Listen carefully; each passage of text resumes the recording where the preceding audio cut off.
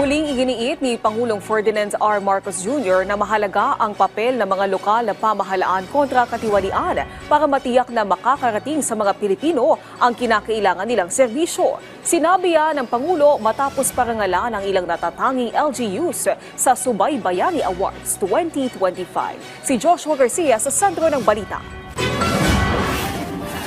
Binigyan ng parangal ng Department of the Interior and Local Government o DILG ang mga lungsod, bayan at mga lalawigan na nagpamalas ng tagumpay sa pagkumpleto sa mga kinakailangan serbisyo at proyekto sa kanilang mga lugar.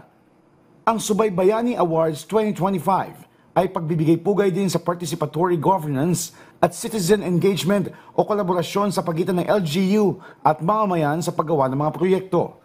Kabilang sa mga Subaybayani Awardee ay ang mga LGU ng Mountain Province, Aklan, Zamboanga, Sibugay, Pasig, Science City, Victoria City, Victoria, Oriental Mindoro, Sumilaw, Bukidnon at Magpet, Cotabato. Naisakatuparan nila ang paggawa ng ilang provincial road o kalsada na mahalaga para mapabilis ang transportasyon, pagpapabuti ng ilang medical facility para makapaghatid na maaasahan serbisyong pangkalusugan, multi-purpose building at evacuation center na kanlungan sa oras ng emergency o sakuna. Tampok din sa Subaybayani Awards ang Regional Office ng DILG sa National Capital Region, Eastern Visayas at SOC-Sargen dahil sa kanilang epektibong pagbabantay sa mga local infra projects.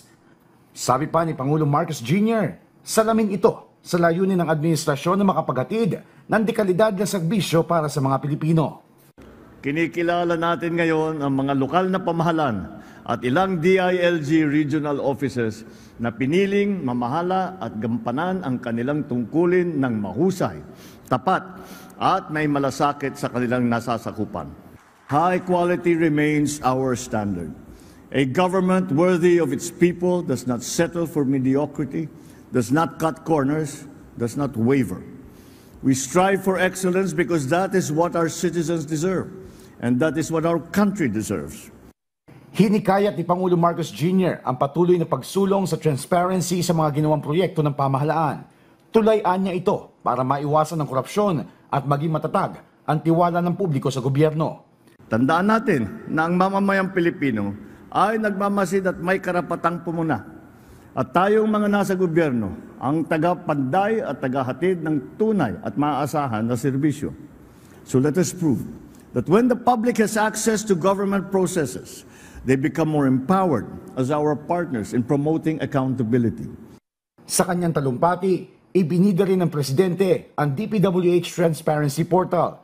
Naglalaman ito ng impormasyon sa lahat ng proyekto ng Department of Public Works and Highways, mula sa halaga ng infrastruktura, bidding, status ng konstruksyon, hanggang sa satellite image o larawan ng mismong proyekto makikita sa portal. Inaasahan natin na kapag bukas tayo sa publiko, mas titibay ang kanilang tiwala sa gobyerno, mas lalawak pa ang kanilang pakikipagbahagi sa ating pagbabago. Joshua Garcia para sa Pambansang TV sa Bagong Pilipinas.